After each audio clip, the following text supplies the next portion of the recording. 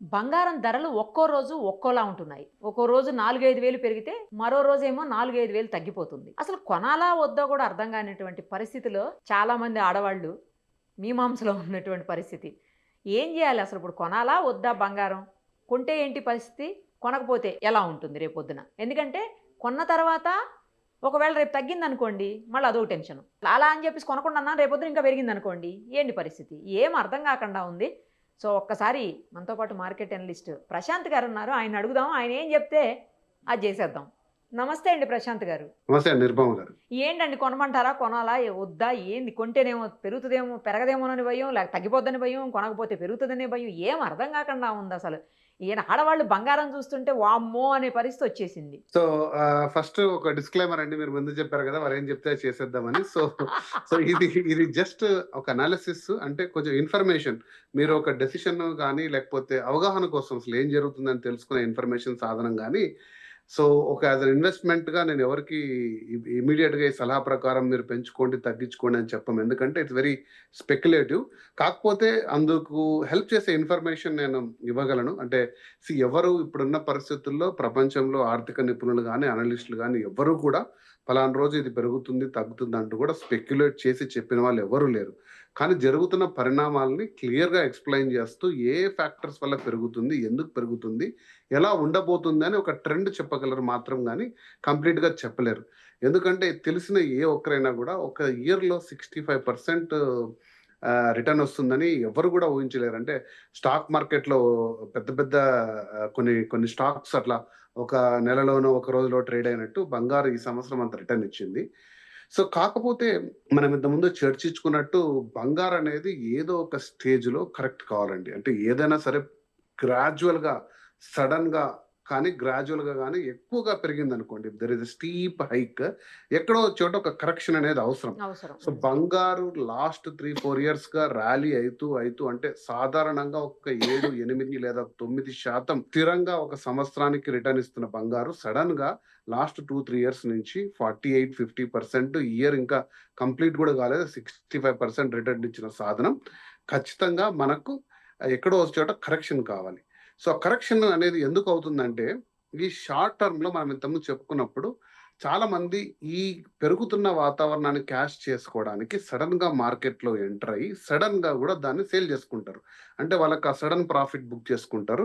Profit booking అంటారు. So, అది కొంచెం జరుగుతుంది.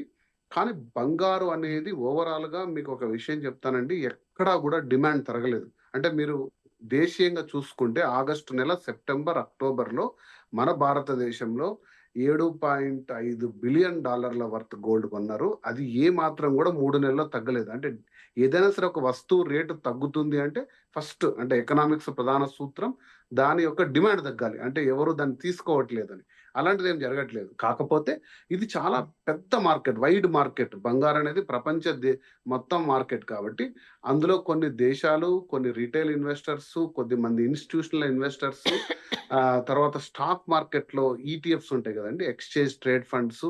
వీటన్ని పరిణామాల్లో బంగారులో పెరిగిన విలువని వాళ్ళు షార్ట్ టర్మ్‌లో క్యాష్ చేసుకోవడానికి ఖచ్చితంగా దాన్ని ఆఫ్‌లోడ్ చేసుకుంటుండొచ్చు. సో, దాని పరిణామమే కొంచెం తగ్గడము.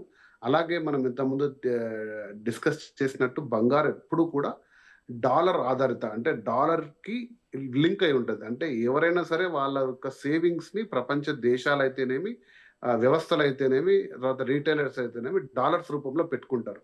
కానీ దాన్ని తగ్గిస్తూ వస్తున్నారు. గత 3 సంవత్సరాలుగా, 5 సంవత్సరాలుగా, 10 సంవత్సరాలుగా ఆహ్, డీ డాలరైజేషన్ జరుగుతూ ఉందంటే డాలర్ ఆధిపత్యాన్ని తగ్గిస్తూ బంగారు శాతం నిల్వల్ని పెంచుకుంటూ పోతున్నారు. సో, అది ఖచ్చితంగా గూడా రానున్న 10 ఇయర్స్, 20 ఇయర్స్, 30 ఇయర్స్‌లో ఖచ్చితంగా ప్రతి ఒక్క దేశం దాన్ని పెంచుకుంటూ పోతది గానీ, బంగారు నిల్వలు తగ్గిస్తాయని నేనైతే అనుకోవట్లేదు. సో, ఇప్పుడు మనం ఏదైతే చూస్తున్నామో అదొక కరెక్షన్‌లో భాగంగా జరుగుతుంది. సో, ఇంత చెప్పాక ఒక షార్ట్ ఆన్సర్ చెప్తానండి. ఈ మార్కెట్‌లో అంటే ఇంత హెచ్చుతగ్గులున్న మార్కెట్‌లో ఒక సామాన్య ఇన్వెస్టరు ఎంటర్ కాకపోవడం మంచిది. అంటే ఓకే. అందులో లాస్, ప్రాఫిట్ 2 అంటే అంచనా వేయలేని స్థితిలో ఉన్నప్పుడు ఒక సామాన్య ఇన్వెస్టర్ ఎప్పుడు గూడా హోల్డ్. అంటే జనరల్‌గా చెప్పేటేంటంటే ఇంత వోలటైల్ మార్కెట్‌లో మనం ఎంటర్ కాకుండా స్థిరంగా బంగారం మళ్ళీ పెరిగేటప్పుడు మీరు కొంచెం పెరుగుతున్నప్పుడు ట్రెండ్‌లో ఉన్నప్పుడు తీసుకుంటే ఖచ్చితంగా అది ముందుకెళ్తది. బట్ అది కొంచెం వెయిట్ చేయాలి. ఎన్ని రోజులనేదంటే జనరల్‌గా చెప్పేదేంటంటే 200 డే కరెక్షన్ యావరేజ్ అంటారు. అంటే 200 days last almost. Okay. Average period చూసుకొని మనము అప్పుడు ఎంటర్ అయితే మన పెట్టుబడికి ఒక సురక్షితంగా ఉంటుంది. లేదా ఎప్పుడు నేను చెప్పే విధంగా మీరు ఎస్ఐపి విధానంలోకి తీసుకుంటే ప్రతి నెల ఇంత ఒక 5 గ్రాములు, 2 గ్రాములు, 10 గ్రాములు తీసుకునే వాళ్ళైతే ఖచ్చితంగా అంత ఇంత తీసుకుంటూ వెళ్తే కూడా మీకు ఇబ్బంది లేదు. కానీ ఉన్న మొత్తం అంతా కూడా ఒక 10,00,000 పెట్టి అది ఒక 15, 20 ఎప్పుడైతదో అప్పుడు తీసేసుకుందాం అనే మొత్తంలో వస్తే గిన డెఫినిట్‌గా ఈ మార్కెట్ అయితే కాదు. చాలా పర్ఫెక్ట్‌గా చెప్పారండి. లేనిపోయింది ఎళ్ళిపోయి మార్కెట్‌లో పెట్టేసి డబ్బులు బంగారం కోసం ఇబ్బంది పడే కంటే, మన దగ్గర అవకాశం ఉన్నప్పుడు పరిస్థితిని అంచనా వేసుకుంటూ, మీలాంటి మార్కెట్ అనలిస్టులు చెప్పేటువంటి అనాలిసిస్‌ని చూసుకుంటూ పెట్టుబడి పెట్టడమే ఉత్తమం. అంతే కదా ఫైనల్లీ? డెఫినిట్‌గా అండి. థాంక్ యూ అండి. Thank you so much. Thank you. మరిన్ని అప్డేట్స్ కోసం నిరుపమ సుమన్ టీవీ ఇన్‌స్టా పేజ్‌ని ఫాలో చేయండి. సుమన్ టీవీలో మీ పర్సనల్ అండ్ బిజినెస్ ప్రమోషన్స్ కోసం కింది నెంబర్కి కాంటాక్ట్ చేయండి.